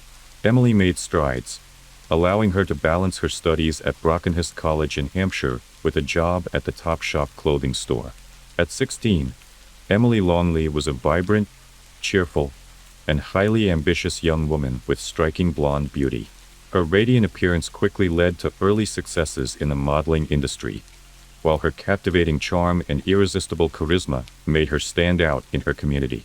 In December 2010, at a party, Emily met 19-year-old Elliot Vince Turner. Elliot was the only son of a wealthy and successful jeweler, Lee Turner. He worked at his father's jeweller's store in Bournemouth, and lived in his family's home in Queen's Park, an affluent area of Bournemouth. He was part of a group known as The Firm, made up of affluent young men, actively socializing in local bars and clubs in Bournemouth and Poole. Elliot Turner, who drew the attention of many women, seemed almost obsessed with them. Nonetheless, the two quickly became a couple. Elliot was incredibly devoted to his girlfriend, who had started modeling and earning her first income. She began to attract the attention of many men. Elliot's jealousy towards Emily was intense. Within 4 months, their relationship had turned into a battleground of constant arguments and mutual grievances. Amidst this tumultuous relationship, marked by Elliot's worrying behavior and endless jealousy, Emotional abuse became the norm. If he disapproved of her attire, he'd accuse her of dressing like a call girl. He hacked into her Facebook account to monitor her activities and conversations. He also showed up unannounced when she wasn't around. He used his strength and anger to intimidate Emily. Once, she wrote him a note saying, "Stop being so aggressive." However, each incident was followed by remorse and apologies, only for the cycle to repeat. Elliot eventually crossed the line from verbal threats to physical actions. He grabbed her by the throat and punched her in public on multiple occasions. He then justified his actions by blaming Emily for his uncontrollable outbursts of emotion. After continuous arguments and fights, Emily began to fear for her life. She took a break and went on a holiday to her parents in New Zealand. This was the Lonely family's best Easter holiday ever. Parents Hannah and Emily hung out just like old times. They walked a lot, laughed, and spent a great deal of time together, as if sensing an imminent farewell. When saying goodbye, her father hugged her tightly. She promised to return in September for the Rugby World Cup. Already on the airplane, she wrote her father a message. "It was so good to see you. I love you." They had shared a special bond between father and daughter since her birth. That was the last time the family saw Emily alive. She returned to the UK intending to end her relationship with Elliot. This happened, but tragically, at the cost of a promising young woman's life. Elliot met his girlfriend not with flowers, but with a new batch of accusations and quarrels. Before Emily returned from New Zealand, Elliot discovered pictures of Emily with two shirtless young men on social media. Furious with jealousy, he invited her to spend the night at his house. Despite the disagreement, Emily agreed to return to Elliot's family home to discuss their problems, comforted by the presence of Lee and Anita, Elliot's parents. Upon her arrival at the house, a barrage of jealousy and insults descended upon her. The young couple did a lot of yelling and arguing. Half an hour of yelling was followed by silence. On the morning of May 7, 2011, emergency services received a call that 17-year-old Emily Longley was found unconscious in bed. Anita Turner called after discovering the girl in her son's room. Rescuers who arrived on the scene were only able to state her death. Neighbors saw Turner sitting in the ambulance with his head in his hands after the girl's death. Elliot Turner was arrested immediately after Emily's death, but was later released on bail pending an investigation. The investigation began after the tragic incident. Turner Jr., haunted by guilt, wrote a confession. His parents, determined not to lose their only son, deliberately withheld crucial evidence, thus delaying the investigation. 51-year-old Anita Turner and 53-year-old Lee Turner removed a coat their son wore on the night of the incident from their house, retrieved the confession letter from its pocket, and doused it with bleach to destroy vital evidence. During the investigation, a decision was made to secretly plant listening devices in the expansive Turner family home. From May 18th to June 14th, police made a series of recordings inside the Turner residence. After obtaining evidence of a family discussion about fabricating evidence and concerns about lying to the police seized the household computers to search for further evidence. And they found it. A review of the browser's search history revealed searches for death by strangulation and how to avoid a murder charge. In July, all three family members were arrested and charged with involvement in the incident and intentionally concealing evidence. Elliot Turner denied his involvement, blaming Emily for his troubles. During a forensic reconstruction of the incident, it was determined that a struggle had ensued between Elliot and Emily on that fateful day. Elliot used force in an attempt to subdue her, pressing her face down into the bed with a pillow. He then discarded the pillow and continued to strangle her with his hands. When she fell silent, he coldly stood up and left the room. Pathologists examining Emily's body found injuries consistent with strangulation. Elliot had scratches on his arm and Emily's fingertips bore his DNA, indicating a struggle between them. The trial revealed that Elliot's behavior towards Emily was characterized by threats, aggression, violence, control, and possessiveness. These alarming traits escalated, and on a fateful night in May 2011, a heated argument erupted between the couple over Emily's choice of outfit and her photos with unknown men. The wealthy family couldn't afford to lose their son and tarnish their reputation. Hired lawyers fervently defended Elliot. The defense attempted to downplay the tormentor's role in the young woman's demise, suggesting she might have used drugs. However, the Dorset police appointed an independent toxicological examination, which found no drugs or other banned substances in the victim's bloodstream. The affluent jeweler and his wife, who disposed of evidence to help cover up how their jealous son ended the life of the aspiring New Zealand model Emily Longley. At 20 years old, Elliot Turner was found guilty by a jury at Winchester Crown Court in May of ending 17-year-old Emily's life in his bed after a bout of jealous rage. In sentencing, Judge Dobbs stated that he intimidated, stalked, threatened, and assaulted Emily to control her as his trophy girlfriend. The judge also advised Elliot to abandon thoughts of champagne, Bentleys, and girls as he sentenced him to life imprisonment, stating he must serve at least 16 years before being eligible for parole. His parents, Lee, 54, and Anita, 51, were also sentenced at the same court after being found guilty of obstructing justice by concealing evidence. They concealed the crime by destroying their son's confession letter and removing crucial evidence following the incident in their Bournemouth home. Their son was also sentenced to 9 months in prison for obstructing justice by hiding evidence. The prosecution argued that Turner used a pillow to suffocate Emily and then strangled her after she returned to his home to discuss their situation following a fierce argument that night. Emily's father, Mark Longley, branded Elliot Turner evil and expressed his hope that Turner would suffer every day in prison. Elliot Turner was found guilty of ending her life in May 2012 and was sentenced to life imprisonment.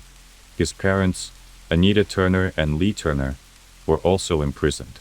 They received 27 months for misleading the police about the incident and destroying a confession note written by their son. As it was a homicide investigation, the police retained her body, and it was not until September that she could be brought home, but in a closed casket. The Turner couple was released in 2013. That same year, Turner's appeal for a reduced sentence was denied. However, at hearings in the High Court of London, British judges ruled otherwise. It's clear that over some time, due to wounded pride, he harbored thoughts of ending her life, culminating in her demise, Lord Chief Justice Royce Justice Globe stated in his verdict. Simon Jones, one of the successful prosecutors, stated after the sentence that Emily's death was a case of domestic violence. Upon hearing his sentence, Elliot said, "I never wanted to hurt her. I was just defending myself." Emily Longley's perpetrator, Elliot Turner, is currently serving a life sentence in a Kent prison for the brutal ending of the young aspiring model's life. The court ruled that he would not be eligible for parole for at least 16 years. Despite being incarcerated, the Daily Star reports that Turner has decorated the walls of his prison cell with photos of Emily, indicating a disturbing and potentially obsessive connection with his victim. Remarkably, while behind bars, Turner has reportedly spoken about his anticipation of the day he will be released, expressing a desire to return to a life of champagne, Bentleys, and birds. Such an attitude raises concerns about his lack of remorse and the potential for continuing harmful behavior after release. Furthermore, the involvement of Elliot's parents, Lee and Anita Turner, in perverting justice by destroying their son's confession letter and tampering with evidence from the crime scene led to their own imprisonment. This underscores the gravity of the case and the collective impact of the Turner family's actions on the pursuit of justice for Emily Longley. After the dust of the trial settled, Emily's father began to delve into domestic violence. Through patterns and behaviors, he painted a portrait of Elliot as an abuser. He constantly thought about ending her life. It was only a matter of time. To love someone is not to try to control their life, not to call someone derogatory names, and not to isolate them from their friends. That's not love. A woman is treated like a trophy. Such relationships are solely about the man. From Emily's father's memories, he was cruel to Emily before she returned to New Zealand. But she didn't tell us anything. I don't know why, but now things could have been different if she had. Now I don't think about Turner or his family.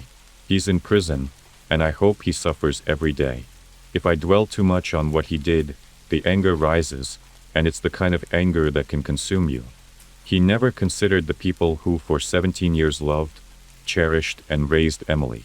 He stood behind her, wrapped his arms around her neck, and ended her life. Even now, years later, it's still hard to believe someone could do this to Emily. After enduring the tragedy, Emily's parents divorced. But to this day, all anniversaries and birthdays are very hard for them. Easter is especially difficult because it was the last time the family spent together. On May 6, 2011, Emily was still alive. She was chatting on Facebook with her father just a few hours before it happened. She seemed normal, happy, without the slightest hint of fear. On May 7th, everything changed. A phone call woke Emily's father. He didn't answer right away. By the time he fully woke up, he had several missed calls from his ex-wife, Caroline, and multiple messages from her on his cell phone. Texts from her weren't unusual, but the volume of calls and messages was alarming. Finally, he answered an incoming call. It was his younger daughter, Hannah, crying inconsolably on the other end. In the background, he heard his ex-wife screaming, "Emily is gone. Emily is gone." He sat on the same couch Emily had sat on just a week ago and broke down. What was she planning to do after college? This couldn't be true. How could the girl who was so full of life now be gone? He couldn't remember anything more about that night. Emily's father didn't sleep until he boarded the plane to England.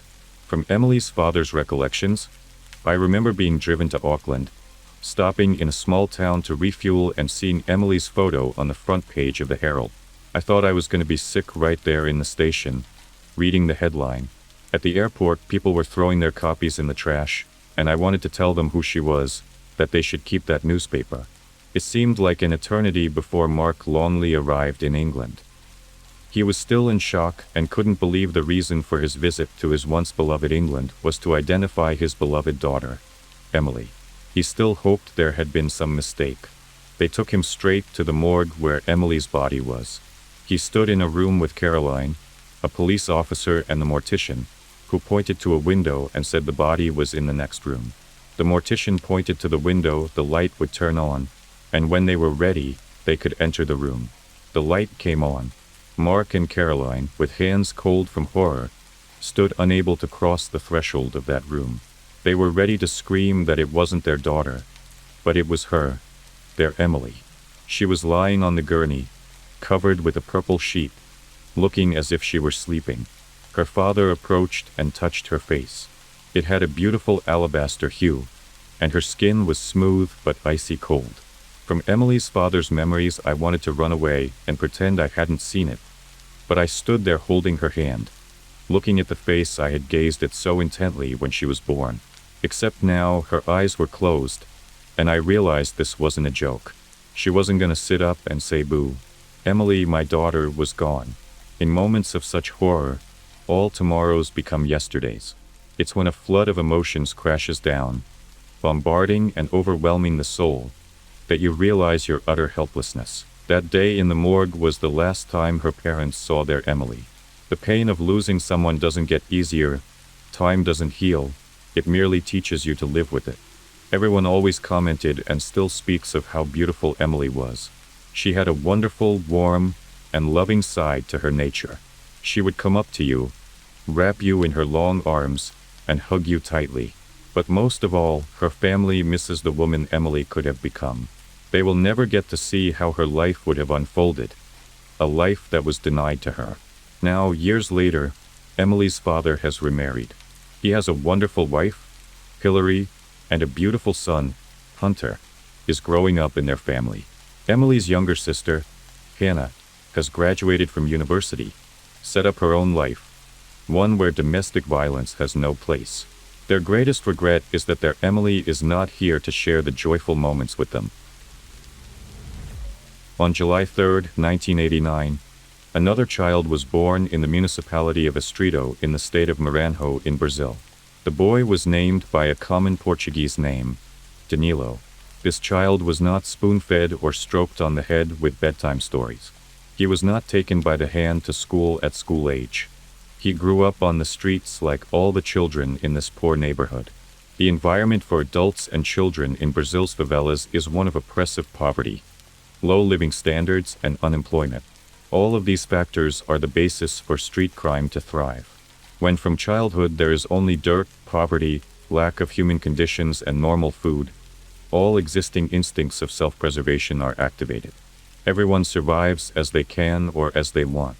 And unfortunately, more often than not, a person who from childhood has seen only violence and the speed of the result obtained by force will choose the same road of life, because otherwise he does not know how.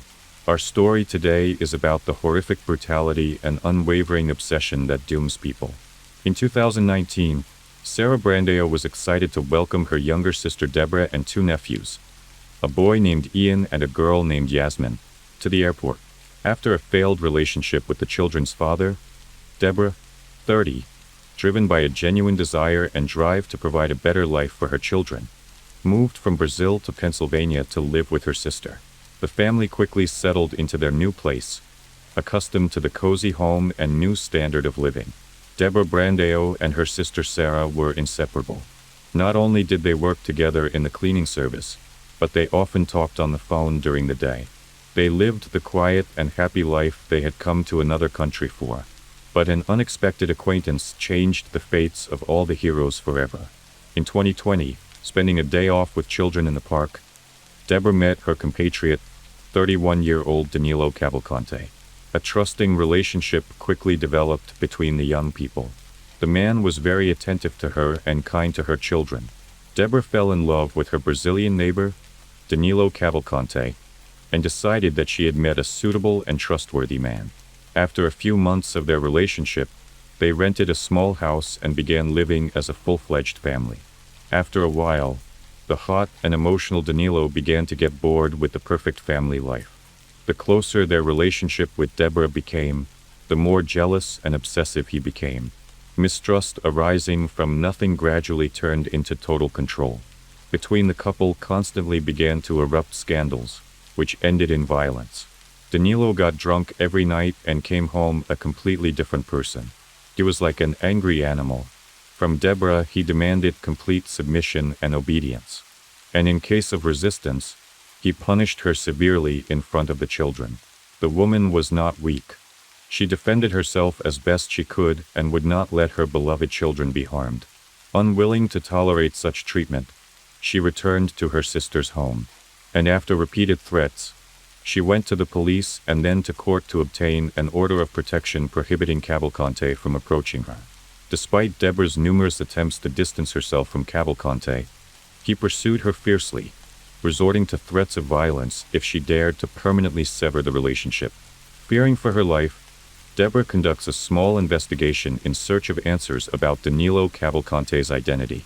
After contacting acquaintances in Brazil through social media, she finds information about Danilo's former life and the reasons for his entry into the United States. The woman realizes that her lover is not who he claims to be, and the received information throws her into shock. It turned out that on November 5, 2017, while in his native Brazil, Danilo Cavalcante fatally wounded 20-year-old student Walter Jr. Moreira dos Reis, shooting him 5 times near a restaurant in the city of Figueirópolis. An investigation revealed that the two were friends and the killing was over Walter's car repair debt. A week after the crime, the Brazilian judicial system granted the prosecutor's office's request for preventive detention, issuing an arrest warrant. But Brazilian authorities did not have time to detain Danilo. Cavalcante was able to leave the country through Brasilia International Airport because of a disagreement by the Tocantins judicial system, which did not request that the decision be registered in the National Warrant Registry until 7 months after the crime. Cavalcante entered Puerto Rico illegally. A warrant for his arrest was issued in Brazil in June 2018. After entering Puerto Rico, Cavalcante obtained a fake ID and eventually settled in Chester County, Pennsylvania, where his sister lived. After Danilo's true identity was revealed, Deborah gave him an ultimatum to either leave her alone or she would publicize his identity. This was the woman's fatal mistake. On the evening of April 18, 2021, Deborah was walking with her children in front of her house. The children were playing catch-up and the woman was chatting quietly with an elderly neighbor. Danilo Cavalcante pulled her aside to talk. The neighbor remained waiting for Deborah and only watched the former lovers chatting. The conversation was calm, but at one point, Cavalcante pulled out 2 knives and suddenly attacked her. Deborah fell down and he stabbed her several times. Deborah's children screamed all along the street for him not to touch their mom, but the man was in agony. He stabbed Deborah a total of 38 times. A neighbor who observed the brutal scene desperately tried to administer emergency aid and stop the bleeding. Deborah's daughter ran to the neighbor's house to ask for help and call emergency services. Deborah Brandau was taken to Pauley Hospital, but eventually died from her injuries. Meanwhile, Danilo Cavalcante fled Pennsylvania to avoid arrest, and was on the run for several hours until he was found and arrested by Virginia State Police. He was extradited to Pennsylvania, where he was placed under arrest pending trial. On August 16, 2023, in Chester County, Danilo Cavalcante's trial for first-degree murder began. The investigation revealed that Cavalcante refused to accept the end of their relationship and had intimidated Deborah since 2020 with regular domestic violence. During Cavalcante's trial, Deborah's crying child testified, recalling over and over again the horrifying events of that bloody day. It took the jury only 15 minutes to reach a guilty verdict. Cavalcante was sentenced to life in prison without the possibility of parole. After the verdict was announced, Cavalcante was sent to the Chester County Jail in Pocopson, where he was awaiting transfer to a federal prison. But on August 31, 2023, at about 9 a.m., he escaped from the Chester County Jail using a chimney. Like a Spider-Man, he went up across the wall between 2 cramped hallways and so ascended through the chimney to the roof, deftly bypassed the barbed wire fences and escaped. Surveillance footage showed the prisoner in the narrow space between 2 walls in the exercise yard. He put his arms and legs on either side and walked upwards. He then ran across the roof, climbed over the fence, and pushed through the barbed wire to freedom. Prison officials were very aware of all the vulnerabilities that had been identified in the prison after Igor Bolta's escape and believed that they had been addressed. Officials believed that the barbed wire added after a similar escape by an inmate named Igor Bolta a few months earlier would prevent a jailbreak, said Acting Warden Howard Holland. According to court documents, in May, an inmate named Igor Bolta climbed onto the roof of the jail and jumped to a less secure location. He was captured less than a mile from the prison about 5 minutes after escaping. Again, the one thing we didn't take into account was the failure on the human factor side. We only focused on the physical infrastructure, not the human factor, Howard Holland said shortly after Cavalcante disappeared. Whoever was supposed to be monitoring the prison's 160 cells did not see the escape unfold, Holland said. A guard in a tower that overlooked the prisoners did not see Cavalcante slip away. The tower guard was first placed on administrative leave and then fired. As a matter of urgency, the prison was closed and the search for a particularly dangerous criminal began. Alerts were everywhere. Danilo Cavalcante, age 33, black hair, possibly armed and very dangerous. The escape of a dangerous killer from state prison has gotten a lot of publicity. The search for the fugitive was broadcast daily on all media channels. The Pennsylvania State Police Chief, who led the search for Cavalcante, held regular press conferences and briefings, providing accurate information to state residents about the special operation. He urged residents not to stay on the sidelines, but to take an active role, through vigilance and observation, to help determine the perpetrator's route. And it worked. So, about a few hours after the escape, Danilo Cavalcante was spotted walking along a road about 2 miles west of the prison. With the help of reports from local residents, Cavalcante was spotted using a surveillance camera in the early morning hours of September 2nd. Police set up a search perimeter around the area, securing the roads and railroads that run through it to prevent Cavalcante's potential escape, and put up a $10,000 reward for any information leading to his capture. Authorities began searching within 2 miles of the jail in the heavily wooded area of Pocopson Township and Chester County. A local resident spotted the fugitive in a creek bed just days after the escape, but he fled into the woods before police could find him. The search continued. The search perimeter expanded after he spent about a week on the run. A security camera captured Cavalcante at Longwood Gardens, a popular botanical garden nearly 3 miles from the jail, just south of where law enforcement initially searched for him. There's a lot of ravines, a lot of high fields, a lot of grass, a lot of cover for a guy 5 feet tall and 120 pounds. Robert Clark, Deputy U.S. Marshal for the Eastern District of Pennsylvania, said September 5th. In addition to the difficult, rugged terrain, searchers had a hard time coping with the extreme heat and humidity that stood for days. After a week of desperate searches for the fugitive felon, the number of officers involved in the search for Cavalcante on the ground has grown from 250 to nearly 400. We have a large perimeter secured. We're very optimistic, the police chief said. The search team has been strengthened not only in numbers, but also in the equipment attached to the search. Helicopters flying over the search area began playing a recorded message from Cavalcante's Portuguese-speaking mother begging Cavalcante to surrender peacefully to authorities. The next morning, Cavalcante was spotted by a security camera on a property located about 2 miles south of the prison. Police moved in, set up a new perimeter around the facility and Longwood Gardens, as well as schools in close proximity to the search area, will be closed while the search is conducted. Police continued an intensive search for the object for the rest of the week, and Longwood Gardens briefly reopened to limited access until forced to evacuate and close again after another sighting of the object on September 7. That same day, police increased the reward for information leading to his capture from $10,000 to $20,000. After nearly a week of searching, nerves were on edge. Locals knew a man convicted of murder was on the loose, but authorities still hadn't told them how Cavalcante escaped from prison. Philadelphia residents in Chester County were asked by police to lock all doors and windows, secure vehicles, and stay indoors. CBS News reported 34-year-old Danilo Cavalcante escaped from a Pennsylvania prison. The intense search continued until a major event on September 9th, when Cavalcante apparently broke through the search perimeter in Longwood Gardens when he was spotted on a video intercom call standing on the front porch of a former colleague's home near Phoenixville, nearly 20 miles northeast of the search perimeter. Cavalcante had a deft way of changing his appearance. He was shaved and dressed in new clothes. Danilo moved around the state with sophistication and managed to go undetected. So he stole a van from a local dairy store and drove it to Phoenixville, hoping to get help and shelter from acquaintances. On the morning of September 10th, a stolen van with an empty gas tank was found abandoned in a field in suburban East Nantmeal. The search area moved to the northern part of Chester County. The fugitives' movements again changed the search perimeter. On September 11th, as the search continued, Cavalcante was added to the Interpol list, and authorities increased the reward for information on his whereabouts.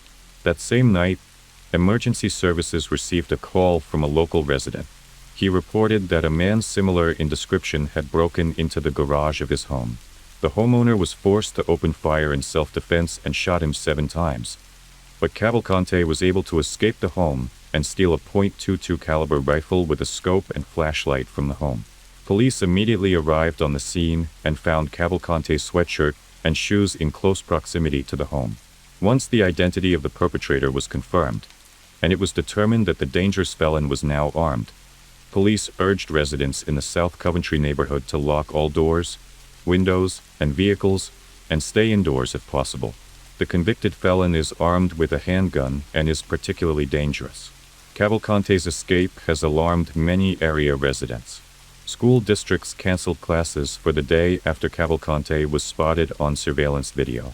Police expanded the search and urged residents to keep their doors locked.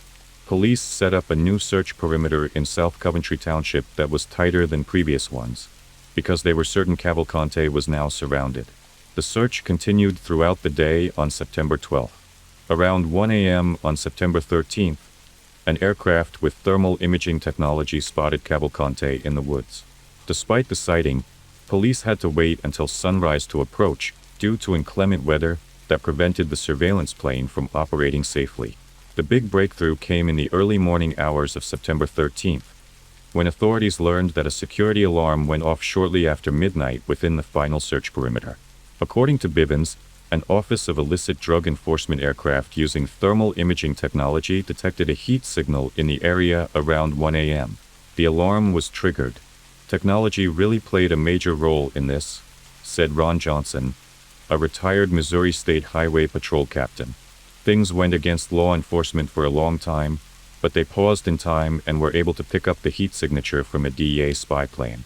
Around 8 a.m. on September 13th, police found Cavalcante asleep with the rifle he had stolen from his home 2 nights earlier.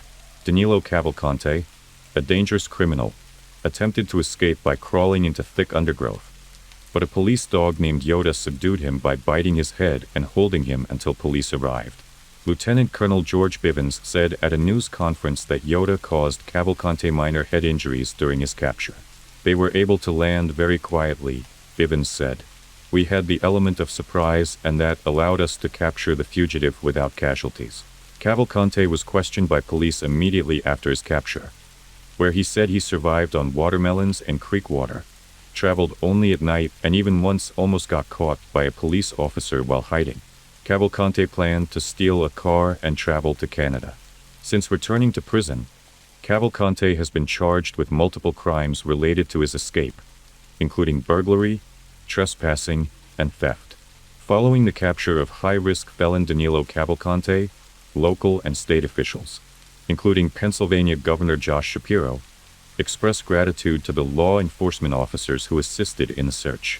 Chester County District Attorney Deb Ryan stated, "Today is a great day here in Chester County. Our nightmare is finally over and the good guys won. We are indebted to all first responders for their tireless and dedicated efforts to bring this fugitive to justice. They worked around the clock and we are deeply grateful to them all." Chief George Bivens, who led the search, discussed the various challenges law enforcement officers had to overcome to find Cavalcante, noting the intense heat and thunderstorms that occurred in the area during the search, as well as the fact that each of the search perimeters established during the search were in heavily wooded areas. The search team consisted of approximately 500 law enforcement officers, including Pennsylvania State Police, FBI, ATF, and U.S. Marshals, who searched the area around the shooting scene. Police established a perimeter of several miles in each direction. Following Cavalcante's escape, the Chester County Jail Board, which oversees the Chester County Jail, was heavily criticized by residents in the area for failing to prevent Cavalcante's escape. Residents noted that the jail had the opportunity to make appropriate security improvements following Igor Bolta's May 19th escape attempt, and that those improvements could have potentially prevented Cavalcante's escape because he used the same method Bolta used to escape. The prison has already fired the prison guard who was on duty during Cavalcante's September 7th escape, with prison officials claiming that the guard had the opportunity to spot Cavalcante during the escape. Days after the offender's capture, the Chester County Jail announced that they had installed a tin roof over the area where Cavalcante climbed up 2 walls to access the roof and escape, along with various other security measures and improvements. I think there are obviously questions that Chester County officials are going to have to answer as to how the suspect was able to escape, especially given the history of this prison, said Pennsylvania Governor Josh Shapiro. The communication, cooperation of all law enforcement agencies and local residents who came together during what has been such a long search for the state helped to catch and honorably punish the evil. Danilo will now never go free. If you made it this far, thank you for staying with me until the end. I hope the stories gave you something to think about, or dream about. Sleep well, stay safe, and don't forget to subscribe. Good night.